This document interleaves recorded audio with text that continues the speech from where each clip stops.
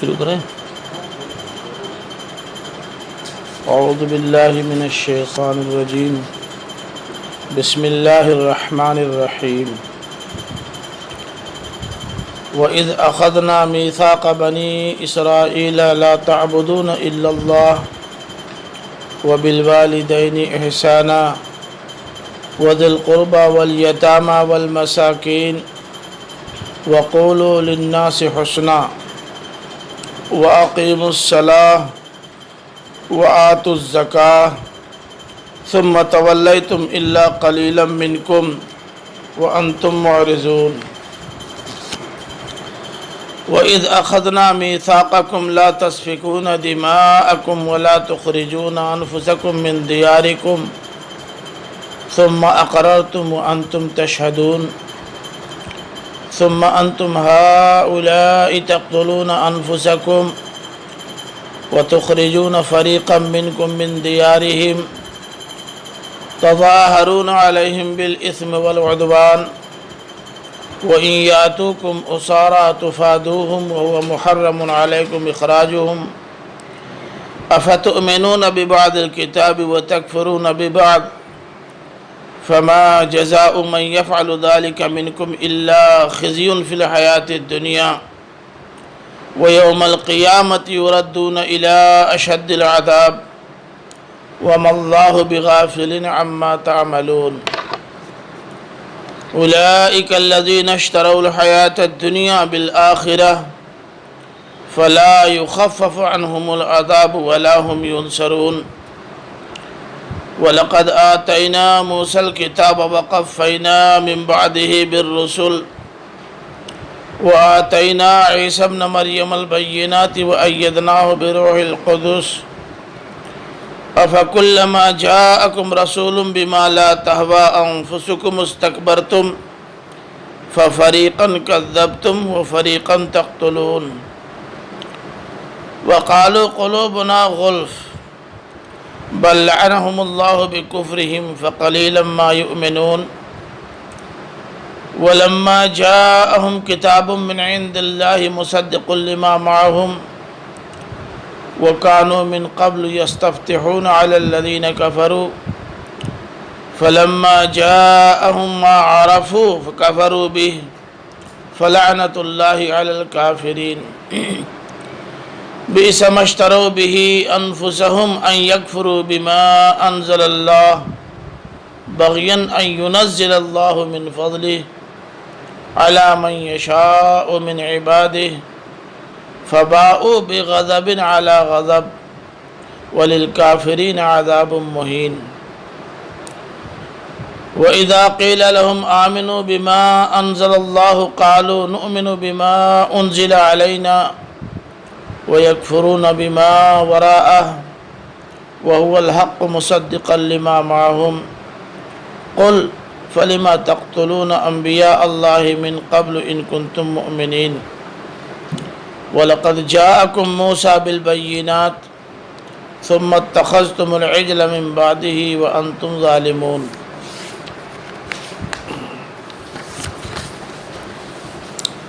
یہ سورہ بقرہ کی آیات نمبر 83 تا 92 ہے۔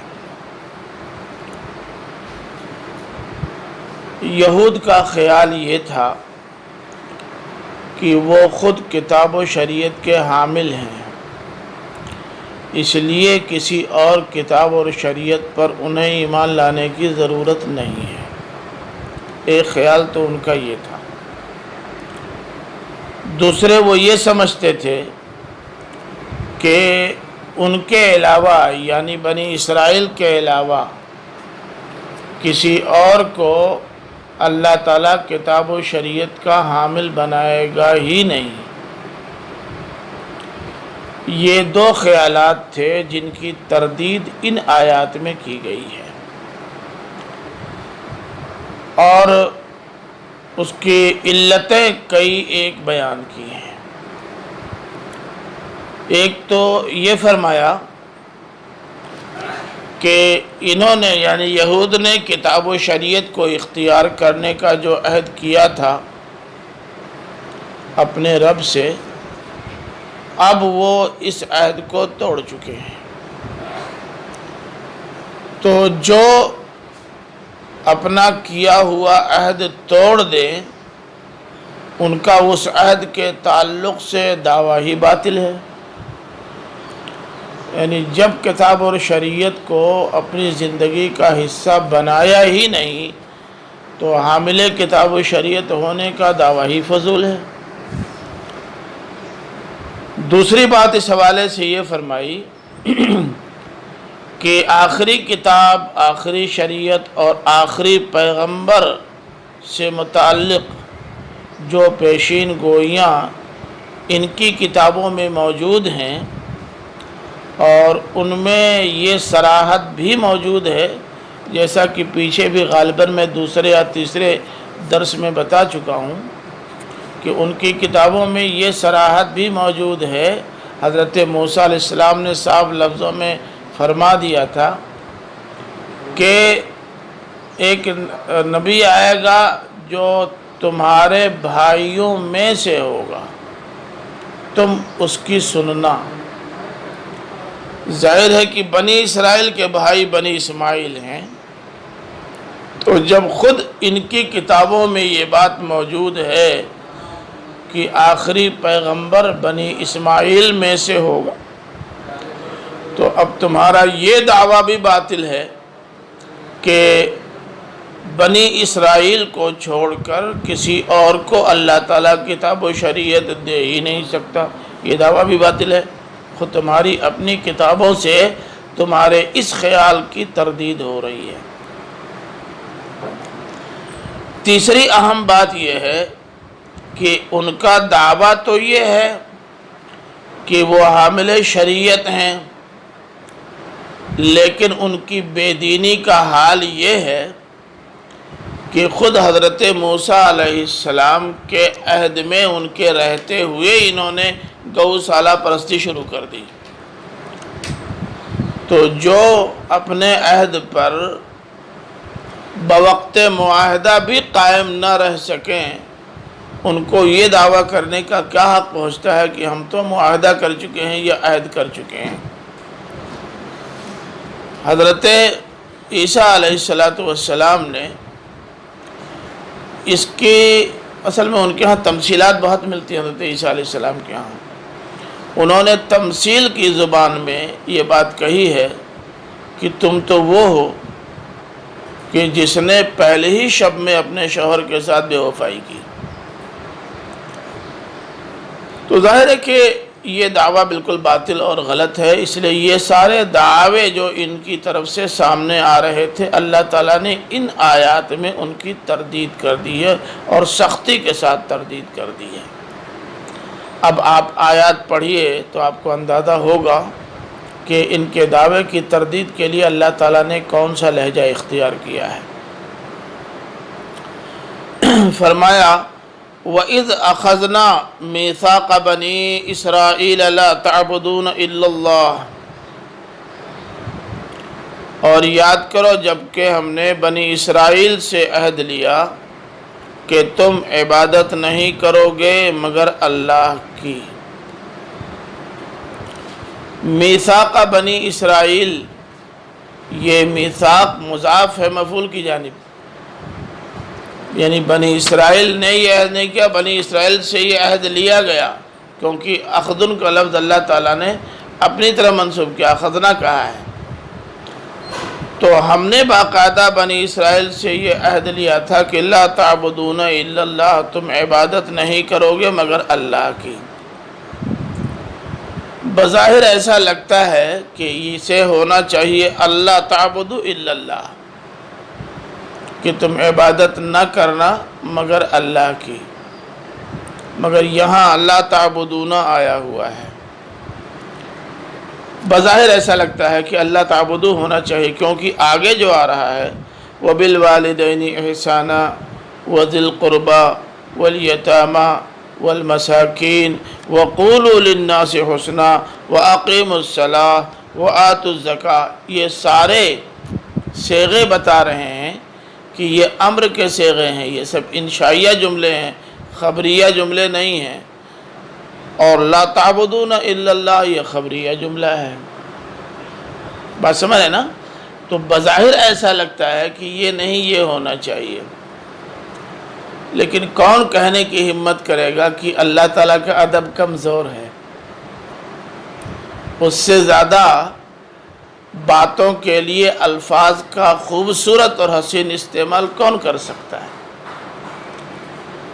تو کیا آپ لوگ کچھ روشنی ڈال سکتے ہیں اس سلسلے میں کہ ایک جملہ تو خبریہ آیا ہے اور باقی سارے جملے انشائیہ؟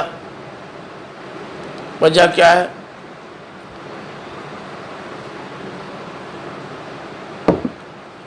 جبکہ دوسری جگہوں پر اللہ تعالیٰ نے فرمایا بھی ہے وَقَضَىٰ رَبُّكَ أَلَّا تَعْبُدُوا إِلَّا اللَّهَ وَلَا تُشْرِكُوا بِهِ شَيْئًا وَبِالْوَالِدَيْنِ إِحْسَانًا آ چکا ہے۔ اعبدوا اللہ ولا تشرکوا بہ شیئا وبالوالدین احسانا وبذی القربى، یہ سب آیا ہے۔ تو کوئی وجہ سمجھ میں آ رہی ہے؟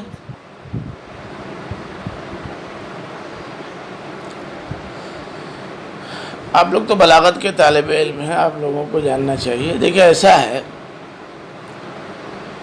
کہ اگر حکم میں تصویر حال پیش نظر ہو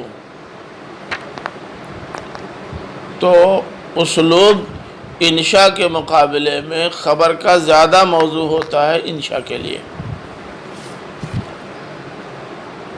جیسے کنتم خیر امت اخرجت للناس تأمرون بالمعروف وتنہون عن المنکر وتؤمنون باللہ، تم بہترین امت ہو، تمہاری ذمہ داری ہے کہ تم خیر کا یا معروف کا حکم دو، منکر سے روکو، اللہ پر ایمان لاؤ۔ لیکن آپ دیکھ رہے ہیں کہ بجائے انشاء کے خبر کا اسلوب اختیار کیا گیا ہے۔ کوئی حکمت تو ہے نا؟ اصل میں لا تعبدون الا اللہ کے ذریعے سے جہاں یہ پیغام دینا ہے کہ ہم نے تم سے تو عہد یہ لیا تھا کہ اللہ کے علاوہ عبادت کسی اور کی نہیں کرو گے، وہیں دیکھنے میں یہ آ رہا ہے کہ تم اللہ ہی کو چھوڑ کر دوسروں کی عبادت کر رہے ہو۔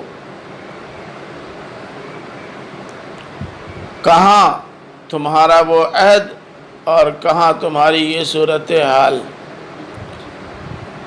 تو اس امر کے ساتھ ساتھ یا اس نہی کے ساتھ ساتھ ان کی موجودہ پوزیشن یا صورتحال کو نمایاں کرنے کے لیے یہ اسلوب زیادہ موزوں ہے۔ اگر اللہ تعبدوا الا اللہ سیدھے سیدھے کہہ دیا جاتا تو تصویر حال کا فائدہ وہ جملہ نہ دیتا،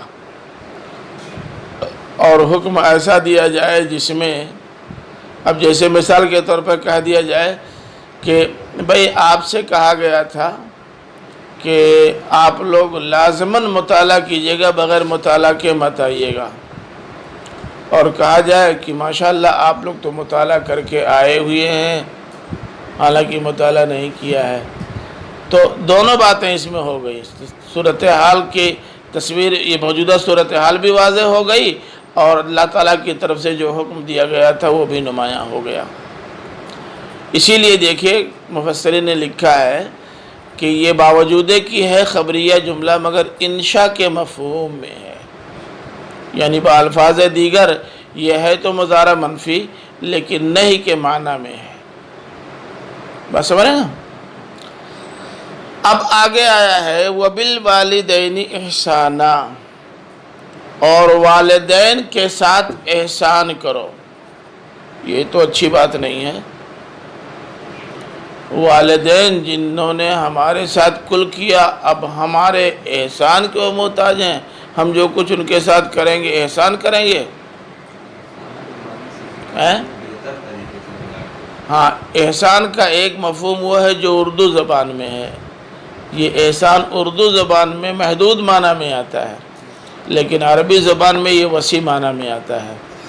بھئی فلاں نے فلاں پر احسان کیا کا مطلب انہوں نے ان کے اوپر کچھ کرم کر دیا ہے، لیکن عربی زبان میں احسان اچھے سلوک کے معنی میں آتا ہے، بہترین کارکردگی کے معنی میں آتا ہے، اچھے اعمال کے معنی میں آتا ہے۔ تو یہ عربی والا احسان، عربی میں ہے نا، اردو میں تو ہے نہیں، عربی والا احسان پیش نظر رہے۔ فرمایا والدین کے ساتھ حسن سلوک کرو۔ یہ بات اصل میں یوں اس کو کھولیے تو یوں ہوگا کہ وَأَحْسِنُوا بِالْوَالِدَيْنِ إِحْسَانًا، یہ احساناً مصدر ہے، یا آپ چاہیں تو مفعول مطلق کہہ لیں، یا چاہیں تو تاکید کہہ لیں فعل محذوف کی۔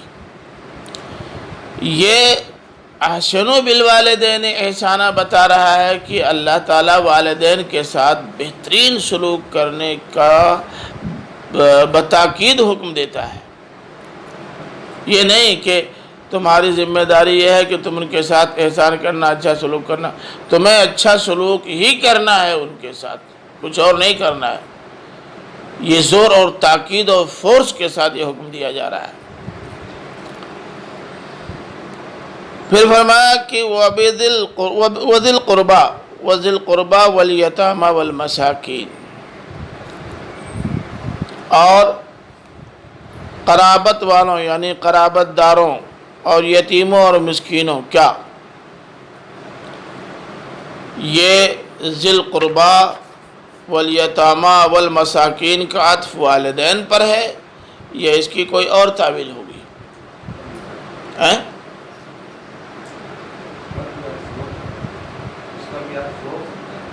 ہو سکتا ہے اور نہیں بھی ہو سکتا، نہیں ہوگا تب کیا ہوگا؟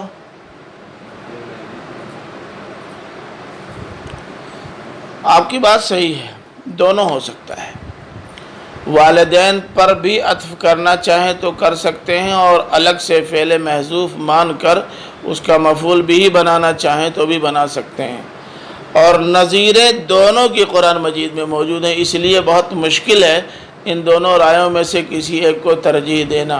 بہت ممکن ہے بلکہ میرا خیال تو یہی ہے کہ اللہ تعالیٰ ان دونوں پہلوؤں کو یہاں سامنے لانا چاہتا تھا، اس لیے اسلوب ہی یہ اختیار کیا کہ عطف کر بھی سکیں اور فعل محذوف کا مفعول بھی مان سکیں۔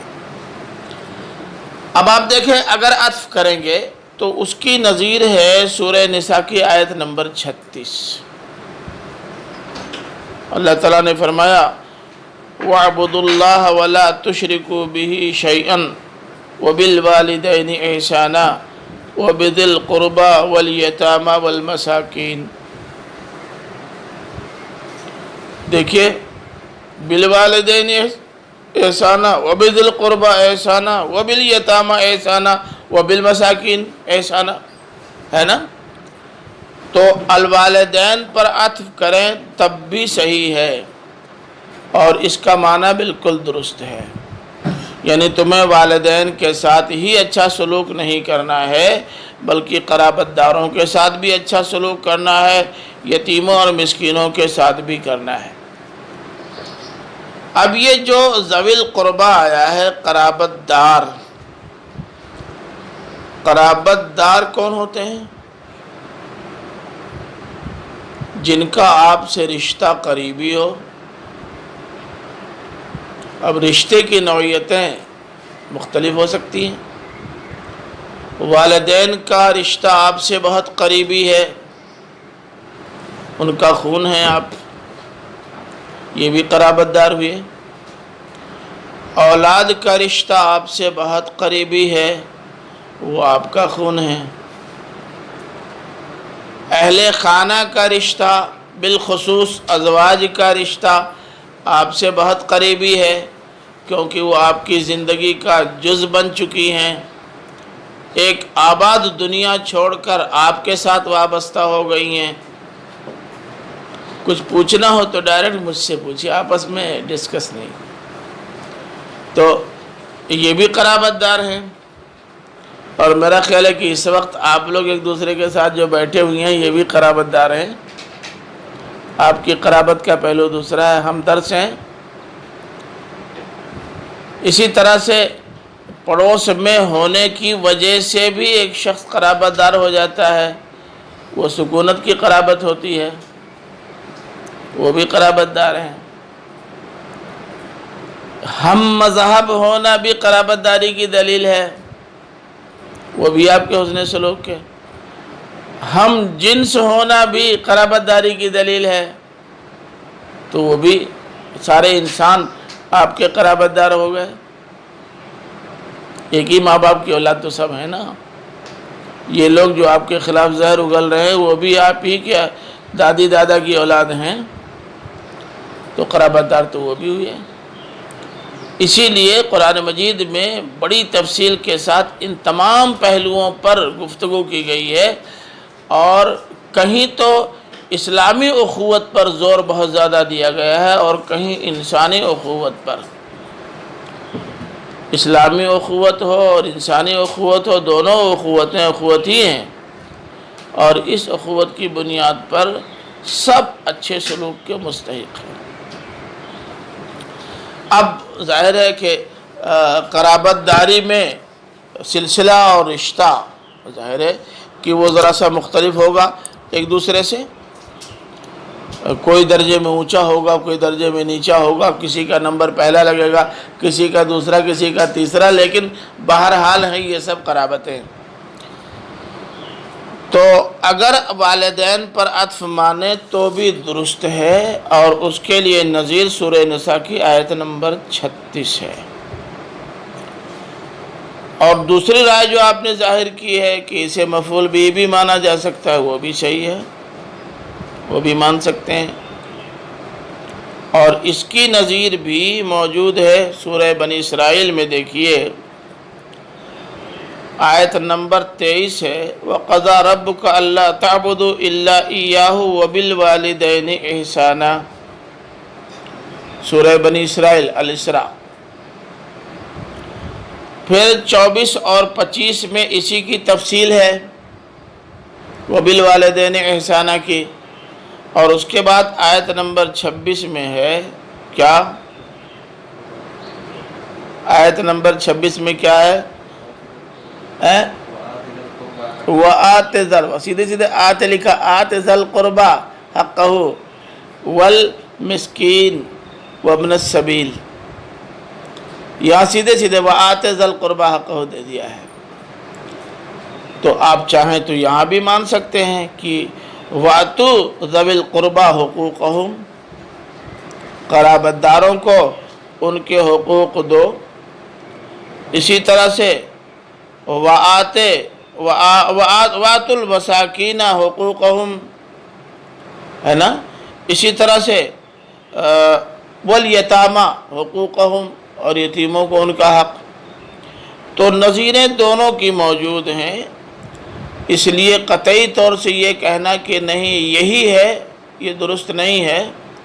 اور جیسا کہ میں نے ابھی عرض کیا کہ اس طرح کے موقعوں پر اللہ تعالیٰ لفظوں کا اور جملوں کا استعمال کرتا ہی ایسا ہے کہ جتنے پہلو اس میں آ سکتے ہیں وہ سب نگاہوں کے سامنے بیک وقت آ جائیں، ہے نا۔ تو یہ دونوں پہلو لانا مقصود تھا۔ اب اس کے بعد ذی القربہ کے بعد یتامہ اور مساکین کی بات ہے۔ یتامہ یتیم کی جمع ہے اور مساکین مسکین کی۔ یتیم کسے کہتے ہیں؟ یتیم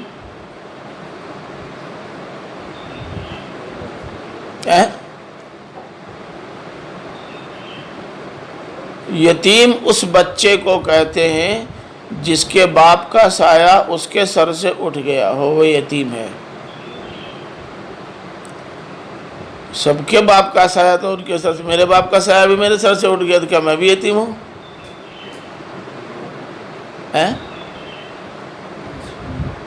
جی ہاں، مطلب اس عمر میں جب ابھی آپ اس سایہ کے محتاج ہوں، اس عمر میں جب ابھی آپ اس سہارے کے محتاج ہوں، اس عمر میں اگر باپ چلا جائے تو وہ بچہ یتیم ہو جاتا ہے۔ اور یتیم کا الگ سے خصوصیت کے ساتھ اسپیشل ذکر ہوا ہے۔ اس کا مطلب یہ ہے کہ ضروری نہیں کہ وہ یتیم آپ کا قرابت دار بھی ہو، ضروری نہیں ہے، ہو بھی سکتا ہے نہیں بھی ہو سکتا۔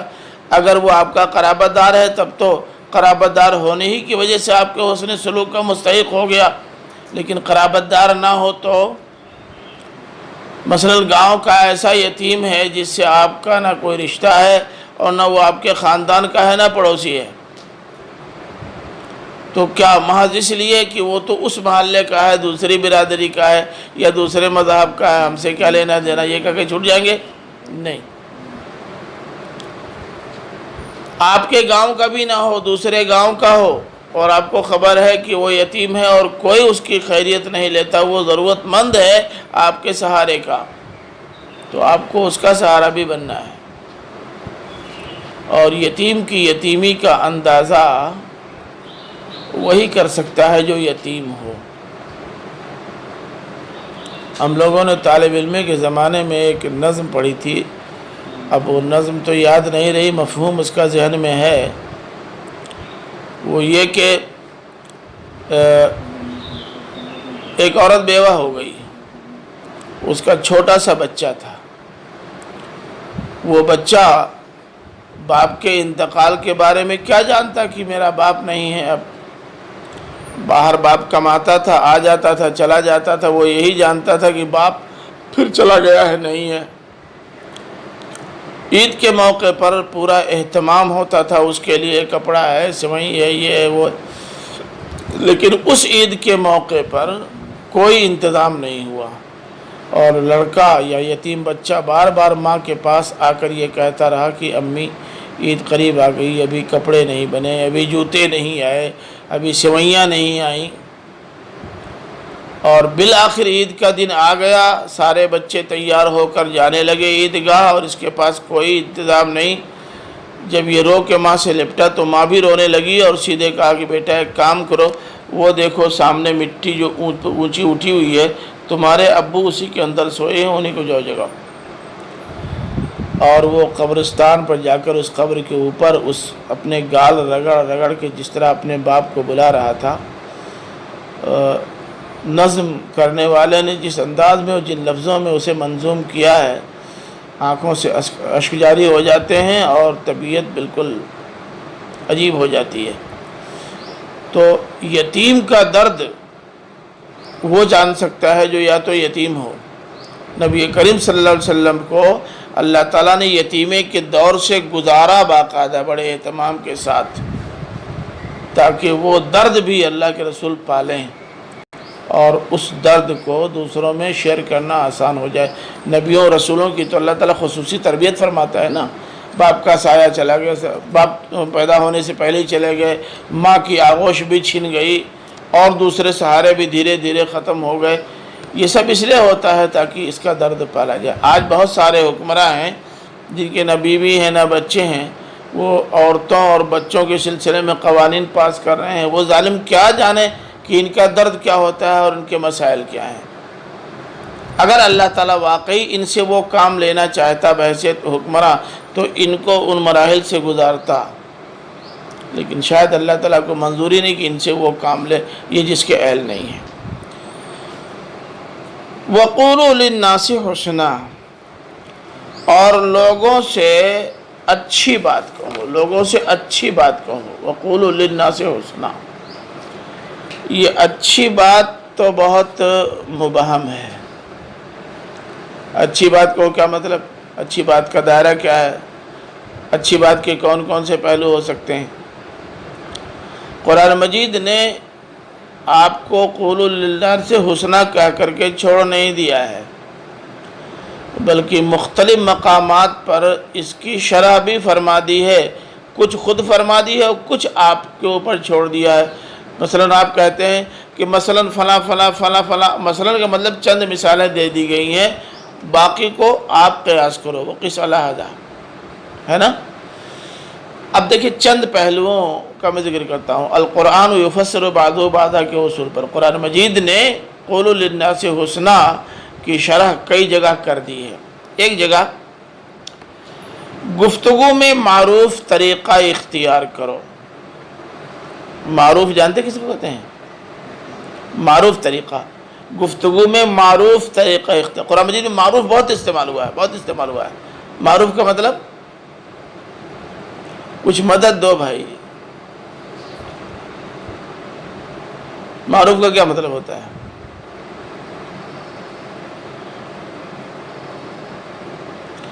اس کو ٹانگ لیجئے دل کے کاغذ پر، پھر دوبارہ بتانے کی نوبت نہ آئے۔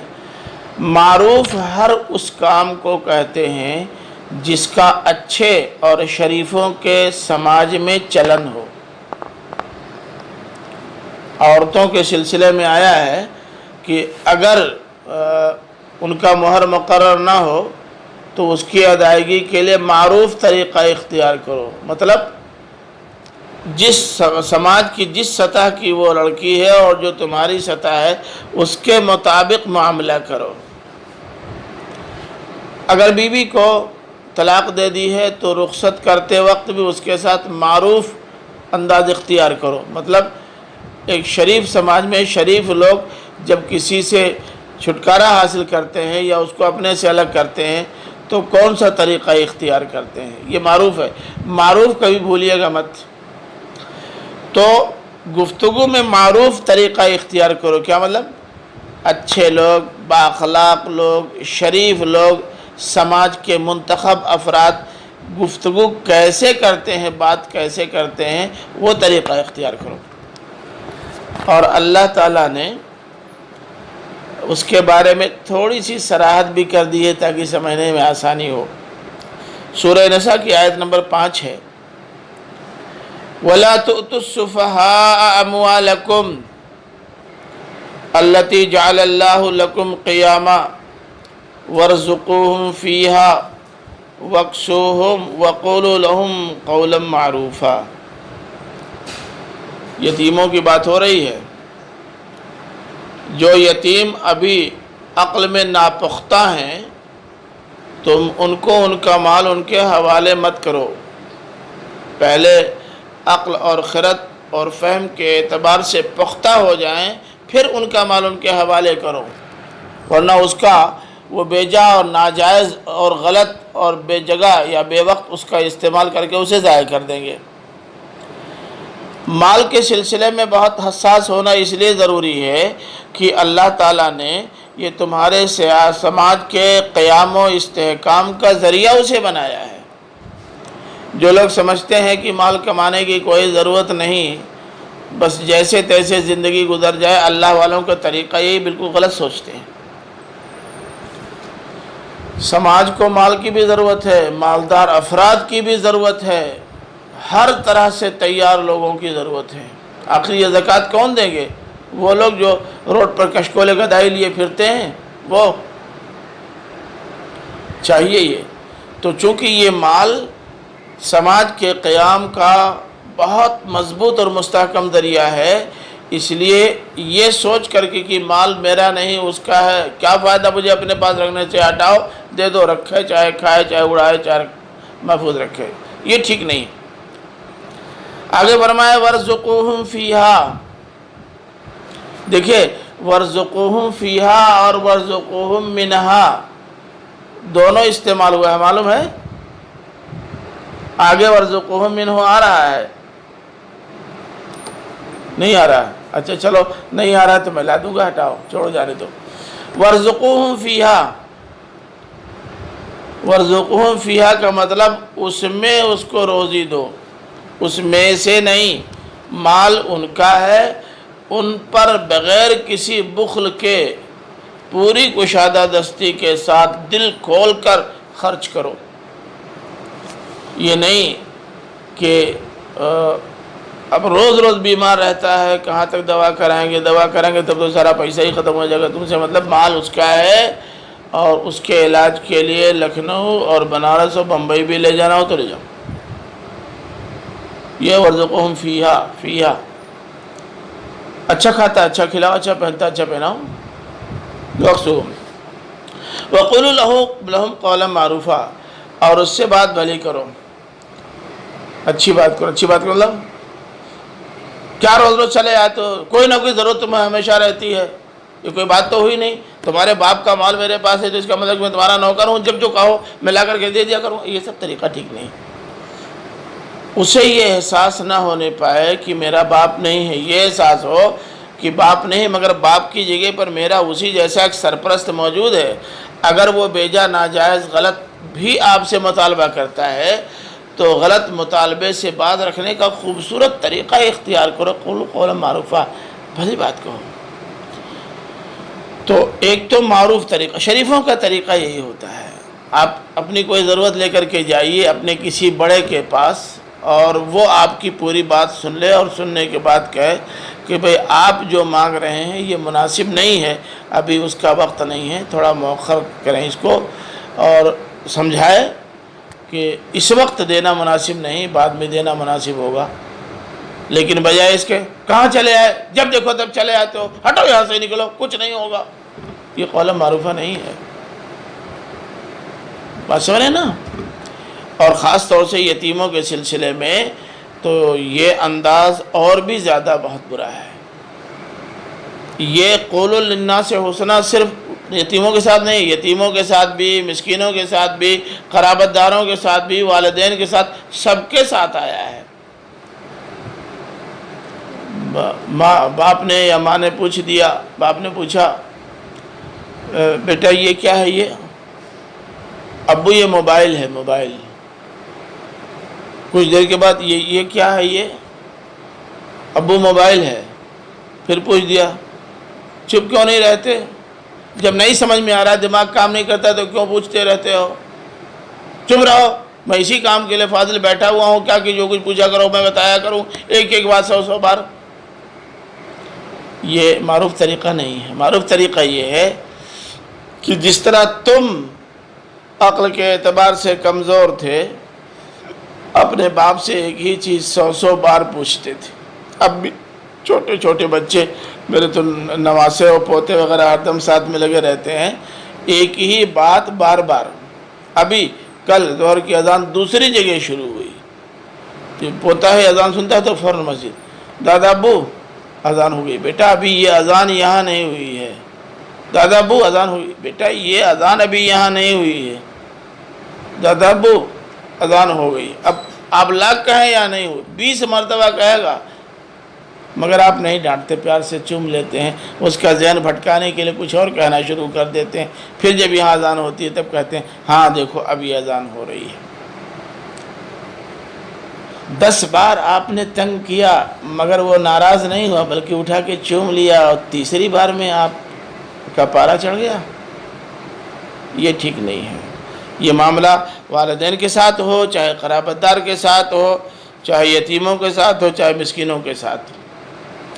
آپ کا کوئی قرابت دار، کوئی رشتہ دار آپ کے پاس آیا اپنی کوئی ضرورت لے کر کے، اور آپ وہ ضرورت پوری کر دی، آپ نے دوبارہ پھر آ گیا، 6 بارہ پھر آ گیا، ارے کیا مطلب سارا مال آپ ہی کو دے دوں؟ بھائی دوسرا طریقہ بھی ہو سکتا ہے۔ طریقہ یہ ہو سکتا ہے کہ میری بہن یا میرے بھائی یا فلاں فلاں، گھبرائیے نہیں، جب اللہ تعالیٰ کشادگی دے گا میں ضرور کچھ نہ کچھ کروں گا، لیکن آپ اپنی ضرورت کے لحاظ سے مجھ سے مت کہیے، میں دیکھوں گا کہ کیا کر سکتا ہوں، پھر بھی کوشش کروں گا۔ ہر انداز اختیار کیجیے، یہ انداز۔ تو ایک تو یہ ہوا کہ گفتگو میں معروف طریقہ اختیار کرو، یہ سورہ نساء کی آیت نمبر 5 میں اس کی صراحت موجود ہے۔ پھر اسی سورہ کی آیت نمبر 8 میں ایک اور پہلو سے یہی بات کہی گئی ہے، دلداری کی بات کرنے کے لیے۔ دلداری کی بات مطلب دل رکھنے کی والی بات کرو، چوٹ نہ لگے، اس کو لگے کہ ہمارے یہ ہمدرد ہیں۔ مثلا دیکھیے سورہ نساء کی آیت نمبر 8 ہے، وَإِذَا حَضَرَ الْقِسْمَةَ أُولُو الْقُرْبَى وَالْيَتَامَى وَالْمَسَاكِينَ فَارْزُقُوهُم مِّنْهُ وَقُولُوا لَهُمْ قَوْلًا مَّعْرُوفًا۔ مال کی تقسیم کے وقت اگر قرابت دار، یتیم اور مسکین بھی آ جائیں کہ جائیداد تقسیم ہو رہی ہے حقداروں میں، چلیں ہم بھی کچھ گزارش کر لیں، تو یہاں بھی وَارْزُقُوهُم آیا ہے کہ ان کو دو، وہاں بھی اوپر بھی آیا تھا وَارْزُقُوهُم ان کو دو، مگر وہاں وَارْزُقُوهُم فیہ آیا تھا ان کی ضرورت پوری کرو ان کے مال سے، چاہے کم مال خرچ کرنا پڑے یا زیادہ مال، فیہ یہ بتا رہا ہے۔ اور وَارْزُقُوهُم مِّنْهُ کا مطلب بھائی وہ اپنی ضرورت لے کے آئے، ہم یہ کہاں کہہ رہے ہیں کہ باقاعدہ ان کا پورا حصہ لگا کر دو، لیکن وَارْزُقُوهُم مِّنْهُ کچھ تو دے دو۔ 12 لاکھ روپیہ حصہ میں لے رہے ہو، اور تمہاری ایک بہن آ گئی ہے، تمہاری ایک بھتیجی آ گئی ہے، تمہاری ایک بھانجی آ گئی ہے، یا تمہارا کوئی پڑوسی آ گیا ہے، تمہارا ایک بھائی آ گیا ہے، اس میں سے 10,000 روپیہ نکال کے دینے میں تم کو تکلیف ہوتی ہے، حالانکہ وہ 10,000 تمہارے لحاظ سے کچھ بھی نہیں، مگر وہ پا جائے تو اس کی ایک بڑی ضرورت پوری ہو جائے گی۔ وَارْزُقُوهُم مِّنْهُ وَقُولُوا لَهُمْ قَوْلًا مَّعْرُوفًا، اور ان سے بات ایسی کرو جس سے ان کی دلداری ہو۔ بھائی صاحب، بلا شبہ 12 لاکھ ملا ہے، لیکن آپ کو تو شاید معلوم ہو کہ میں خود 12 لاکھ مقروض ہوں۔ یہ تو اللہ تعالیٰ نے ایک راستہ پیدا کر دیا ہے کہ میں یہاں سے لے کر کے اپنا قرض اتار دوں گا، پھر جہاں میں تھا وہیں پھر ہو جاؤں گا۔ تو ذرا مشکل لگ رہا ہے۔ اچھا ٹھیک ہے، لیجئے آپ 1500 لے لیجئے، یا یہ کہ اب آپ دیکھیں کہ اگر اس میں سے کچھ بھی میں آپ کو دے دوں گا تو اتنا قرض میرے اوپر رہ جائے گا، اب آپ ہی بتائیے کہ میں کیا کروں۔ اس طرح کی بات کرو جس سے معلوم ہو کہ آپ اس کو اپنا سمجھتے ہیں، یہ دلداری کی بات ہوئی۔ اسی طرح سے یقولوا للناس حسنا کا ایک معنی ہوتا ہے معقول اور مناسب بات کہنا۔ وہ بات کہو جو کہنی چاہیے، وہ بات نہ کہو جو نہیں کہنی چاہیے۔ معقول اور مناسب بات، دیکھیں رشتہ داروں کے ساتھ بات کرنے میں اس کا خاص خیال رکھنا چاہیے۔ اسی لیے اللہ کے رسول صلی اللہ علیہ وسلم نے جن آیتوں کا انتخاب کیا ہے خطبہ نکاح کے لیے، ان میں ایک آیت وہ بھی ہے جس میں یہ بات موجود ہے کہ معقول اور مناسب بات کہو۔ نامعقول بات کہو گے رشتہ ٹوٹ جائے گا۔ شوہر بیوی سے، بیوی شوہر سے معقول بات کہیں، نامعقول بات نہ کہیں۔ اور آپ کو ابھی تجربہ نہیں ہے، اس لیے آپ نہیں پتہ پا سکتے کہ معقول بات کیا ہوتی ہے، لیکن کچھ باتیں پہلے سے جاننے میں کوئی حرج نہیں ہے۔ بیوی تیز مزاج کی ہے، خود پسند ہے، ایک آدھ جملے ایسے چھوڑ دو جس سے اس کا دل خوش ہو جائے۔ بیوی کو اندازہ ہو رہا ہے کہ شوہر ذرا سخت مزاج کے ہیں، ٹیڑھے ہیں، ایک آدھ بات ایسی کہہ دو کہ اس سختی میں نرمی پیدا ہو جائے۔ یہ سب وہی ہے معقول و مناسب بات کہنا۔ اسی لیے فرمایا اسی سورہ نساء کی آیت نمبر 9 ہے وَلْيَخْشَ الَّذِينَ تَرَكُوا مِنْ خَلْفِهِمْ ذُرِّيَّةً ضِعَافًا خَافُوا عَلَيْهِمْ فَلْيَتَّقُوا اللَّهَ وَلْيَقُولُوا قَوْلًا سَدِيدًا۔ اور وہاں بھی ہے کہاں یا الذین آمنوا اتقوا اللہ وقولوا قولا سدیدا۔ تو جو لوگ اپنے پیچھے کمزور ذریت یعنی چھوٹے بچے چھوڑ کے جا رہے ہیں، جو ابھی بہت کمزور ہے، سہارے کے محتاج ہیں، جن کے بارے میں اندیشہ یہ ہے کہ اگر میں چلا گیا تو ان کی زندگی دشوار ہو جائے گی، تو اب سوچو کہ اگر تم جس کے ساتھ، جس یتیم کے ساتھ یہ طریقہ اختیار کر رہے ہو درستی کا، اگر تمہارے بچے کے ساتھ بھی وہی درستی کا راستہ کو اختیار کرے تو اس لیے فرمایا کہ اللہ سے ڈرنا چاہیے اور بات مناسب اور موضوع کہنی چاہیے، نامناسب بات نہیں کہنی چاہیے۔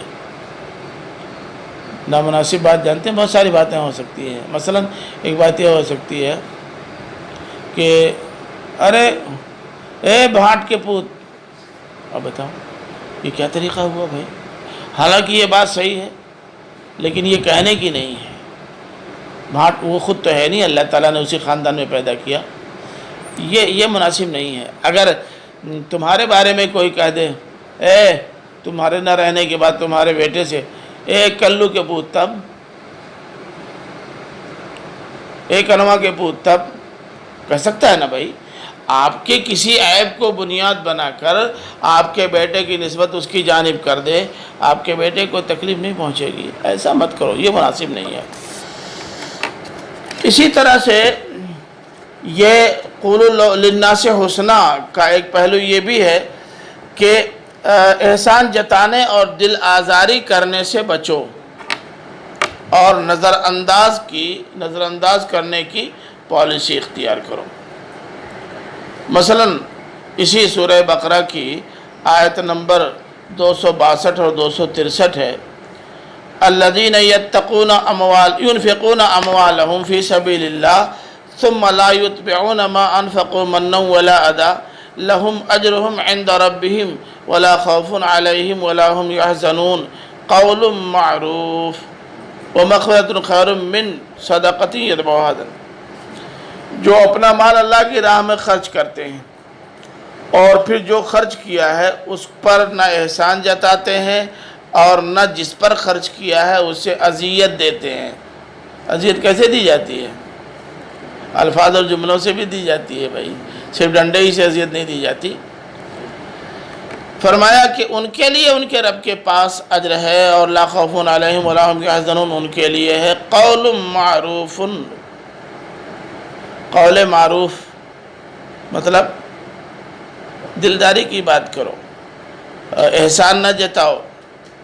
اگر اس کی طرف سے کوئی ایسا رویہ سامنے آئے جو باعث اذیت ہو، تکلیف کا باعث ہو، تب بھی تم ایسے الفاظ اور جملے کا تبصرہ نہ کرو کہ اس کا دل ٹوٹ جائے، کٹ جائے۔ مثال کے طور پر آپ نے کسی کے ساتھ بار بار احسان کیا ہے، لیکن آپ کو ضرورت پیش آ گئی اسے بازار بھیجنے کی۔ ایک چھوٹا سا واقعہ ہے، نام تو نہیں بتاؤں گا، مگر ایسا ہوتا ہے۔ ایک صاحب ہیں جنہوں نے بار بار اپنی گاڑی سے ضرورت پڑنے پر ان کو مختلف جگہوں پہنچایا۔ ایک بار اتفاق سے یہ تھے پیدل اور ان کو گھر جانا تھا، اور زیادہ نہیں 10 منٹ کا کام، زیادہ یعنی جانا اور آنا تھا، کوئی سامان لانا تھا، وہاں چھوٹ گیا تھا۔ اور ان سے کہا کہ بھئی آپ کسی ضروری کام میں؟ کہا نہیں کوئی ضروری کام نہیں۔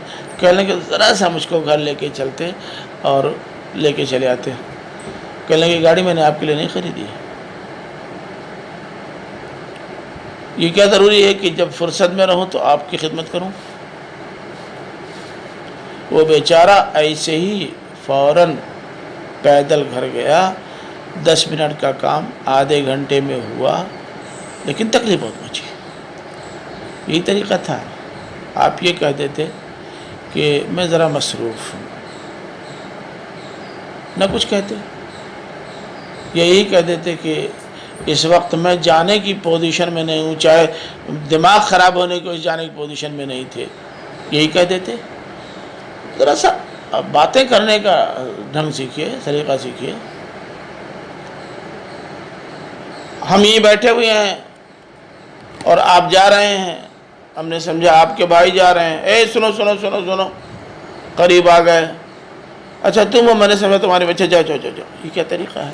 ارے جب بلا ہی لیا تھا دھوکے سے تو ذرا کہتے خیریت تو ہے، کہاں جا رہے ہو، کیسے جا رہے ہو، تمہارے بھائی کیسے، تھوڑا سا 2-4 جملے میں کیا لگ جاتا تھا، مگر قول معروف یاد نہیں ہے۔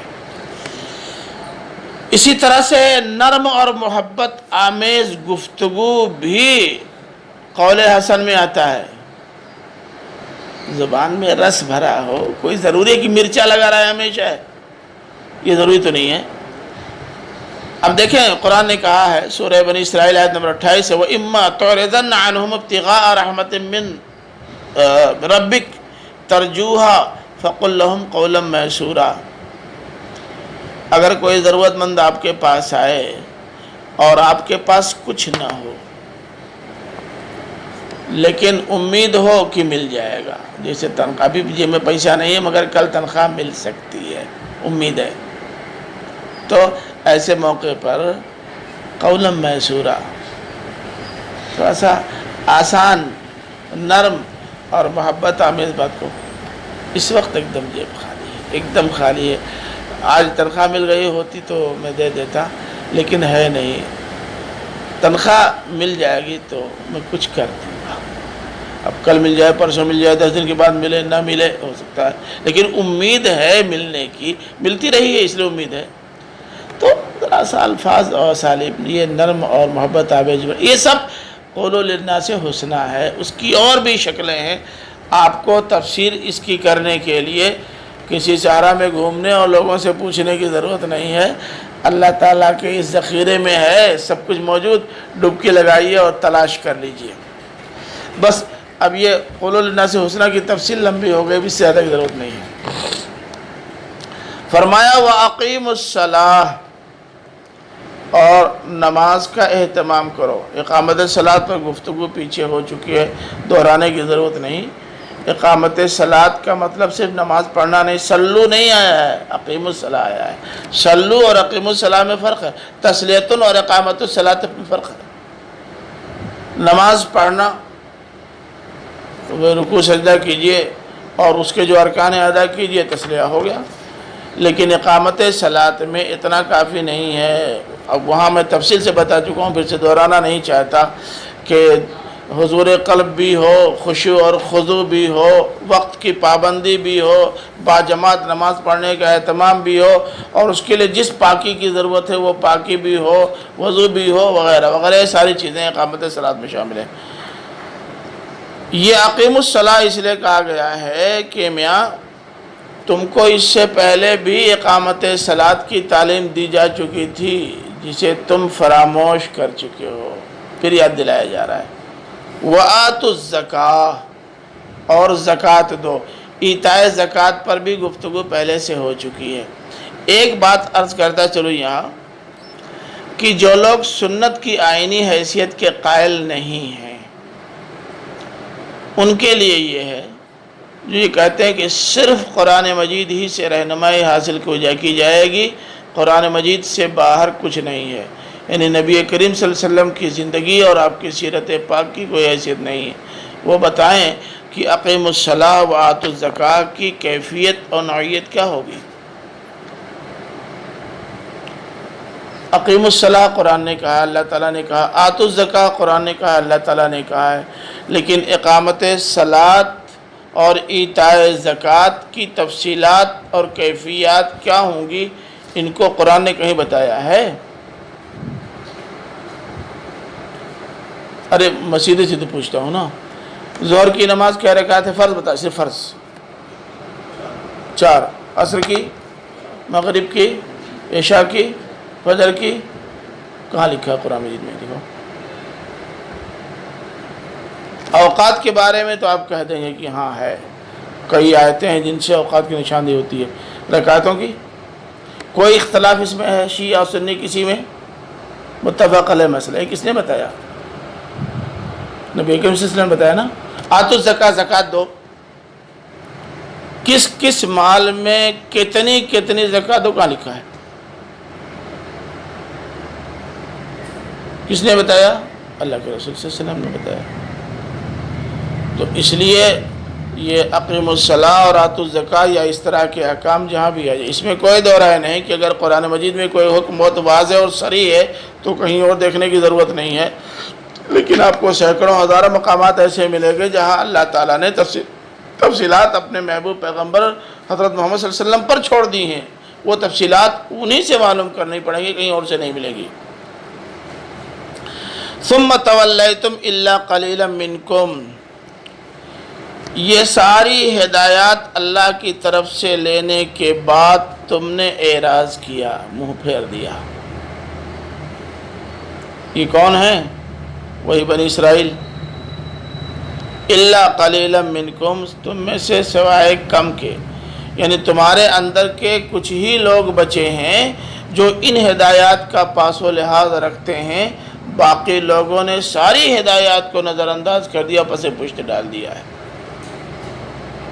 اور آپ کو پتہ ہے کہ یہ جو قلیلا منکم آیا ہے نا، قلیلا منکم، یہی لوگ ہیں کہ نبی کریم صلی اللہ علیہ وسلم نے اپنی رسالت کا جب اعلان کیا، قرآن کا پیغام ان کے سامنے رکھا، تو آپ پر اور اس کتاب پر ایمان لانے والے وہی بنے جن کو قرآن نے اپنی اصطلاح میں آتیناہم الکتاب سے تعبیر کیا ہے، اور زیادہ لوگ جنہوں نے اعراض کیا، منہ پھیر لیا، ان کو اوت الکتاب سے تعبیر کیا گیا ہے، یاد ہے نا؟ وَأَنْتُمْ مُعْرِضُونَ، تم ہو ہی اعراض کرنے والے، نہ ماننے والے، بڑے بدماش ہو، تمہارا مزاج ہی گڑبڑ ہے، تمہاری سوچ گڑبڑ ہے، تم اچھے لوگ نہیں ہو۔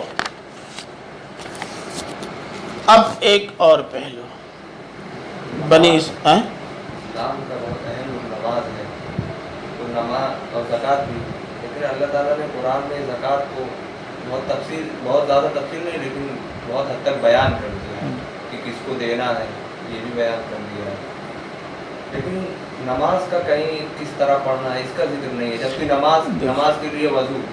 دیکھیں اب دو گھپلا مت کیجیے، میں نے ابھی بتایا آپ کو میں نے کہا اقامت صلاۃ اور ایتاء زکوٰۃ کی پوری تفصیلات نوعیت کل اللہ کے رسول صلی اللہ علیہ وسلم پر چھوڑ دی گئی ہے، اللہ تعالیٰ نے کچھ نہیں بتایا۔ مصارف کا ذکر اللہ تعالیٰ نے صرف کیا ہے۔ مصارف کا ذکر اس لیے کر دیا ہے کہ مصارف طے کرنا رسول کا کام نہیں، یہ اللہ تعالیٰ کا کام ہے۔ یہ 10,000 آپ لیجئے، ہم نے آپ کو دیا، کس لیے دینا ہے؟ بتائیں گے کون؟ عاصم صاحب، دیا ہے ہم نے دینے کے لیے، تو ہم ہی کو نہ بتانا پڑے گا کہ کن کو دینا ہے؟ اللہ تعالیٰ نے وہ کام کیا ہے۔ کیسے دینا ہے؟ چھپ کے دینا ہے، ظاہر میں دینا ہے، تھوڑا دینا ہے، زیادہ دینا ہے، یہ رسول کے ذمہ چھوڑ دیا، ان سے پوچھ لینا، تاکہ یہ بھی معلوم ہو جائے کہ میرے علاوہ رسول بھی اس مقام پر فائز ہے کہ جو چیزیں ہم نے مجمل چھوڑی ہیں ان کی وہ تفصیلات بتا دیں۔ باقی اقامت صلاۃ و ایتاء زکوٰۃ دونوں کا رنگ تو ایک ہی ہے پورے قرآن مجید میں، صرف مصارف کی تفصیلات ہیں، باقی سب مجمل وہاں بھی، سب مجمل یہاں۔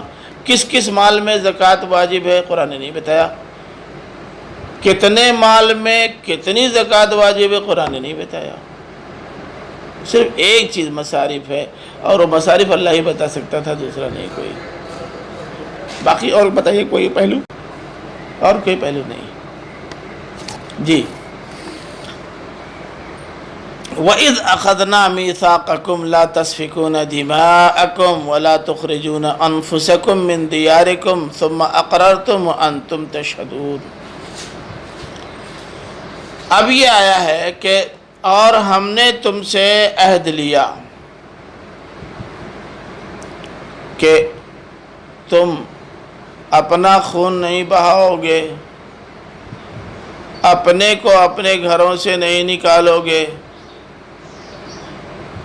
پھر جب یہ ہم نے عہد لیا تو تم نے اقرار بھی کیا کہ جی بالکل ہم ایسے ہی کریں گے۔ وَأَنْتُمْ تَشْهَدُونَ، اس میں کئی پہلو ہیں جو ذرا غور طلب ہے۔ ایک تو یہ کہ یہ اس کے ذریعے سے بات شروع ہوئی ہے، اس کا مطلب یہ ہے کہ یہ کسی اور عہد اور میثاق کی جانب اشارہ ہے جو پچھلے عہد و میثاق سے مختلف ہے۔ دوسری بات ہے کہ لا تسفکون دماءکم، اپنا خون نہیں بہاؤ گے، مطلب اپنے آپ کو گولی نہیں مارو گے، یہی نا؟ دوسرے کو گولی مار سکتے ہو۔ لا تخرجون انفسکم من دیارکم، اپنا گھر نہیں چھوڑو گے، دوسروں کو ان کے گھر سے نکال سکتے ہو۔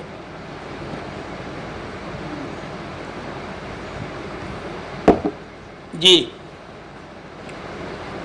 کیا مطلب اس کا ہے؟ ہوئی اپنا نا، اپنوں کا، ہاں۔ دیکھیے یہ جب کسی بھی فعل کی نسبت سے اس کا نفس آتا ہے تو وہاں ذات ہی مراد نہیں ہوتی، متعلقین بھی یا تعلقات بھی مراد ہوتے ہیں۔ مثلا پیچھے آپ پڑھ چکے ہیں آیت نمبر 54 میں، وَإِذْ قَالَ مُوسَىٰ لِقَوْمِهِ يَا قَوْمِ إِنَّكُمْ ظَلَمْتُمْ أَنفُسَكُمْ بِاتِّخَاذِكُمُ الْعِجْلِ فَتُوبُوا إِلَىٰ بَارِئِكُمْ فَاقْتُلُوا أَنفُسَكُمْ، پڑھا ہے نا؟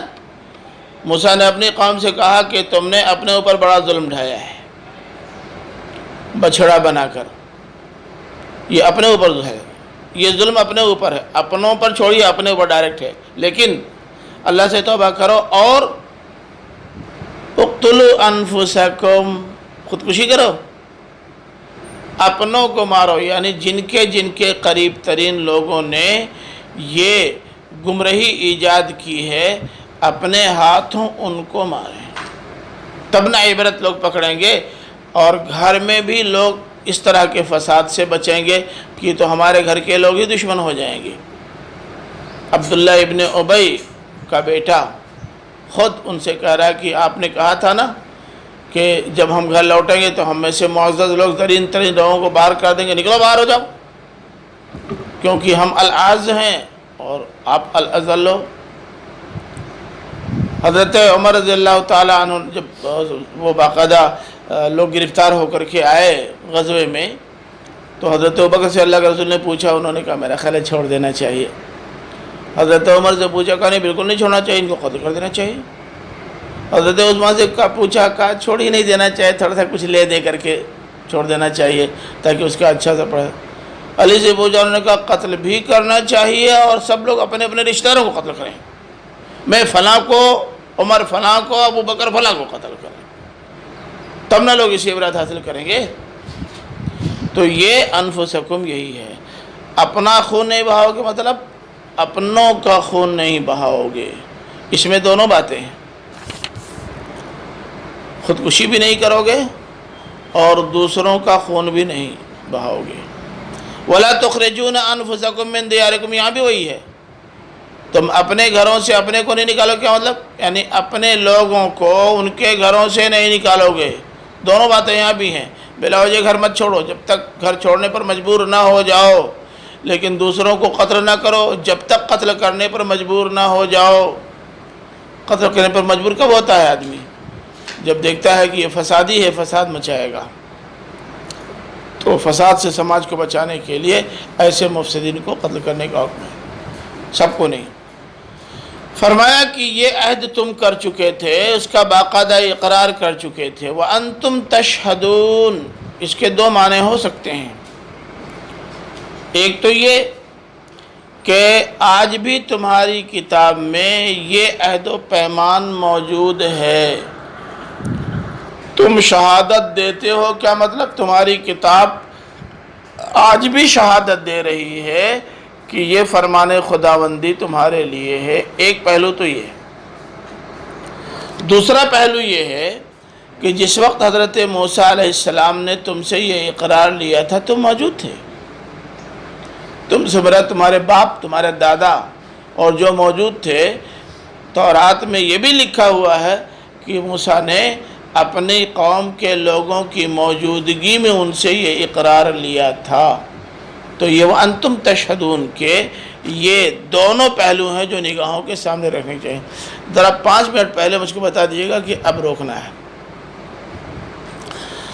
ثم انتم هؤلاء تقتلون انفسكم وتخرجون فريقا منكم من ديارهم تظاهرون عليهم بالاثم والعدوان وان ياتوكم اسارى تفادوهم وهو محرم عليكم اخراجهم افتؤمنون ببعض الكتاب وتكفرون ببعض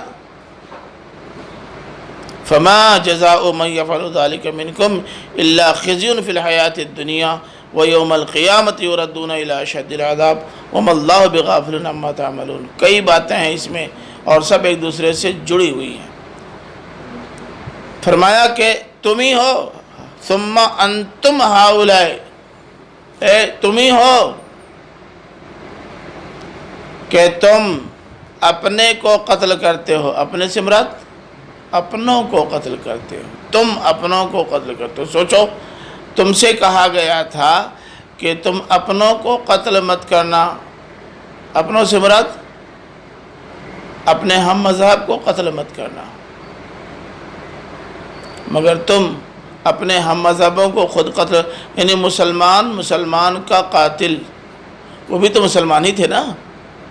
یہ اور بات ہے انہوں نے یہودیت اختیار کر لی، مگر اللہ تعالیٰ نے تو ان کو مسلمان ہی بنایا تھا۔ ان کے دادا نے مسلمان قرار دیا تھا، هو اجتباکم وسماکم المسلمین من قبل وفی هذا، حضرت ابراہیم نے بھی مسلمان نام رکھا تھا اسی وقت، اور آج بھی تمہارا نام مسلمان ہے۔ تو یہ تو حضرت ابراہیم اور آج کے بیچ کے لوگ ہیں نا، ان سب کا مذہب اصلاً اسلام ہے سب کا۔ وَتُخْرِجُونَ فَرِيقًا مِّنْكُمْ، تم ہی ہو جو اپنی ہی ایک جماعت کو ان کے گھروں سے نکالتے ہو، اپنی ہی ایک جماعت کو ان کے گھروں سے نکالتے ہو۔ یہود کے ہاں یہ بیماری بہت عام تھی، اب تو بدقسمتی سے ہمارے ہاں بھی یہ بیماری آ گئی ہے۔ صاحب آپ کو آپ کے گھر میں نہیں رہنے دے رہے ہیں۔ یہود نے تو خیر یہ شرارت بہت کی ہے۔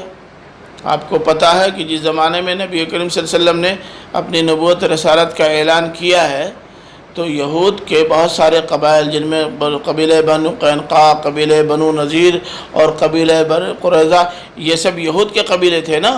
وہاں کے جو دو مشہور قبیلے تھے عربوں کے، اوس اور خزرج، باقاعدہ ان میں سے کچھ ان کے حلیف تھے، کچھ ان کے حلیف تھے، سب ایک دوسرے کو لڑاتے رہتے تھے اور اپنے خلاف اپنی ہی جماعت، اپنے ہی ہم مذہب لوگوں کو بھی نقصان پہنچانے میں دریغ نہیں کرتے تھے۔ یعنی قبیلہ بنو قینقاع کو قبیلہ بنو قریظہ کے لوگ مرواتے تھے باقاعدہ انہی عربوں سے مل کر کے۔ اور اگر آپ صحیح ماننے کے لیے تیار ہوں تو مسلکوں کی بنیاد پر ڈنڈا ایک مسلک کے لوگ دوسرے مسلک کے لوگوں پر چلاتے ہیں۔ مسلک چھوڑو میاں، ایک جماعت کے لوگ دو دھڑوں میں بٹ گئے ہیں، دونوں موقع پا کر کے دوسرے پر ڈنڈا برسا رہے ہیں، بے دخل کر رہے ہیں۔ یہ آفس تمہارا نہیں ہمارا رہے گا، اس کے لیے جنگ چلے لاٹھی لے کر کے بھگا رہے ہیں۔ یہ تو یہودی طرز عمل ہے جو کسی بھی طرح مناسب نہیں ہے۔ اللہ تعالیٰ نے اس پہ سخت تبصرہ کیا ہے، اس سے روکا ہے، اور جن لوگوں نے یہ جرم کیا ہے ان کی سرزنش کی ہے، وہی ہم بھی کر رہے ہیں اسلام کا نام لینے کے باوجود۔ فرمایا کہ تخرجون فریقا منکم من دیارہم، ایک بات اپنوں کو قتل کرتے ہو جس سے اللہ تعالیٰ نے روکا تھا، نمبر 2 اپنوں کو ان کے گھروں سے نکالتے ہو جس سے اللہ تعالیٰ نے روکا تھا، نمبر 3 تظاہرون علیہم بالاثم والعدوان، تم ان کے خلاف مدد کرتے ہو اثم اور عدوان کے ذریعے۔ اثم اور عدوان کا فرق معلوم ہے نا؟ اثم بھی گناہ ہے، عدوان بھی گناہ ہے، مگر دونوں گناہوں میں فرق ہے۔ کیا فرق ہے؟ ہاں، اسم اس گناہ کو کہتے ہیں جس میں کسی کا حق مارا جا رہا ہو، حق تلفی ہو، اور عدوان جس میں زیادتی ہو۔ مثلا حمزہ کا پیسہ آپ کے پاس ہے، آپ باقی ہیں حمزہ کا پیسہ، انہوں نے کہا بھائی میرا پیسہ تو نہیں دوں گا، یہ اسم ہو گیا۔ اور حمزہ کی جیب میں جو پیسہ ہے وہ بھی پٹک کے چھین لیا، یہ عدوان ہے۔ سمجھیں آپ؟ تو یہ اسم اور عدوان یعنی کسی کا حق مارنا ہو یا کسی پر زیادتی کرنی ہو، دونوں صورتوں میں تم مددگار بنتے ہو اپنے ہی بھائیوں کے خلاف۔ حیرت ہوتی ہے۔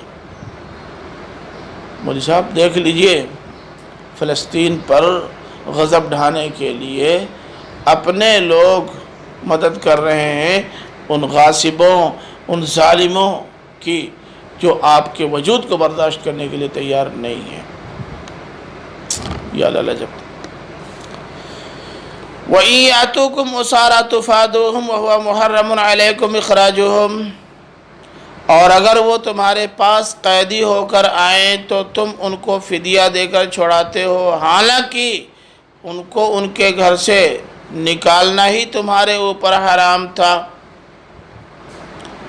پہلے گھر اجڑوایا، فساد کروایا اور لوگوں کو گھروں سے نکلنے پر مجبور کیا اور اس میں پوری مدد دی۔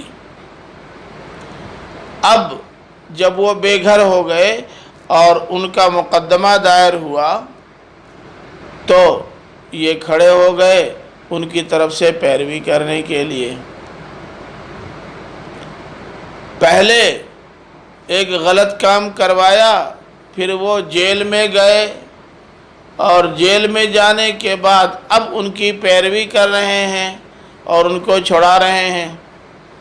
ایک طرف سے خود اکسا کر کے ان کا نقصان کیا اور دوسرے اب ان کے ساتھ ہمدردی جتا رہے ہیں اور ان کو جیل سے چھڑانے کی کوشش کر رہے ہیں۔ فرمایا کہ ان کو نکالنا ہی جرم تھا، یہی نہیں کرنا، پہلے نکالا اور اب ان کو ان کا حق دلانے کے لیے سب کچھ کر رہے ہو۔ یہی ہو رہا ہے۔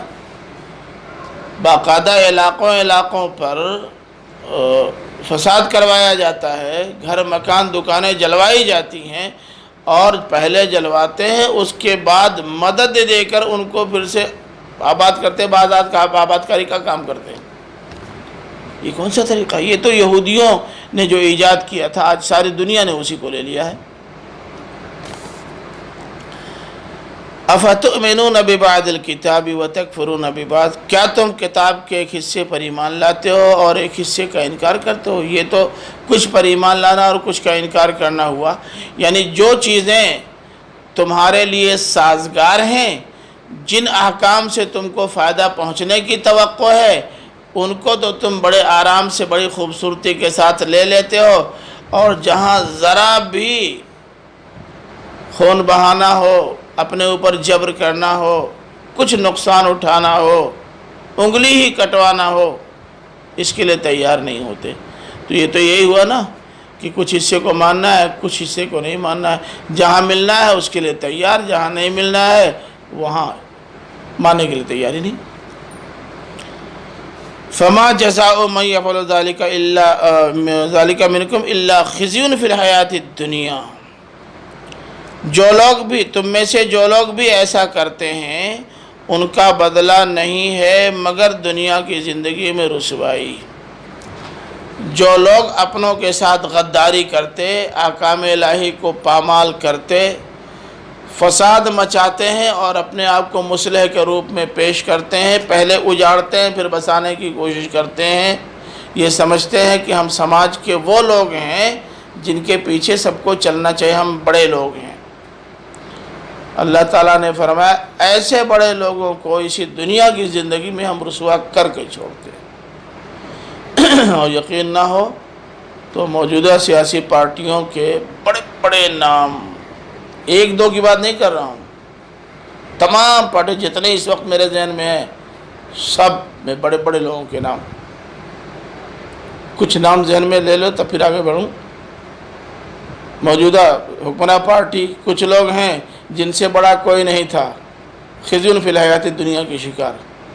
دوسرے نمبر کی سب سے بڑی پارٹی، بڑا نام چرچا تھا، ان کے بل پر سب کچھ چل رہا تھا، ابھی ہفتہ 10 دن کے اندر اندر فیصلہ ہوا، بڑے بڑے نام کنارے، خزی فی الحیات الدنیا۔ تیسرے نمبر کی پارٹی کو دیکھ لیجئے، جس نے پارٹی کو کھڑا کیا وہی اندر چلا گیا۔ چوتھے نمبر کی پارٹی کو لے لیجئے، جس نے پارٹی کو وجود بخشا، اپنی زندگی میں قید ہو کر کے اس دنیا سے گیا، پتہ ہی نہیں ہے، کیپچر کر لیا پوری پارٹی کو کبھی نہیں۔ تو یہ تم کر رہے ہو، دوسروں سے گلا چھوڑو، اپنوں کو دیکھو، اپنوں کو۔ یہ یہودی انداز یہ طریقہ عمل ہے۔ وَيَوْمَ الْقِيَامَةِ يُرَدُّونَ إِلَىٰ أَشَدِّ الْعَذَابِ، اور قیامت کے روز یہ سب لوگ سخت ترین عذاب کی طرف لوٹائے جائیں گے۔ یہ تو دنیا کی رسوائی ہے، اور آخرت میں قیامت کے روز باقاعدہ سخت ترین عذاب سے دوچار۔ یہ بھی عذاب سے کم نہیں ہے، لیکن وہ عذاب اس سے کئی گنا زیادہ شدید ہوگا، اتنا زیادہ شدید کہ بس اس کے لیے اشد کہہ دینا کافی ہے، اس کے لیے لفظوں میں تعبیر ممکن نہیں۔ وَمَا اللَّهُ بِغَافِلٍ عَمَّا تَعْمَلُونَ، اور اللہ غافل نہیں ہے اس سے جو کچھ تم کرتے ہو۔ اس لیے یہ ذہن میں رہے کہ اگر تم اللہ کو دھوکہ دینے کی کوشش کرو گے تو دھوکہ دے نہیں پاؤ گے، وہ سب دیکھ رہا ہے کہ تم کیا کر رہے ہو، اور تمہاری کارکردگی کی بنیاد پر تمہارا مستقبل طے کرے گا، یہ بات طے ہے۔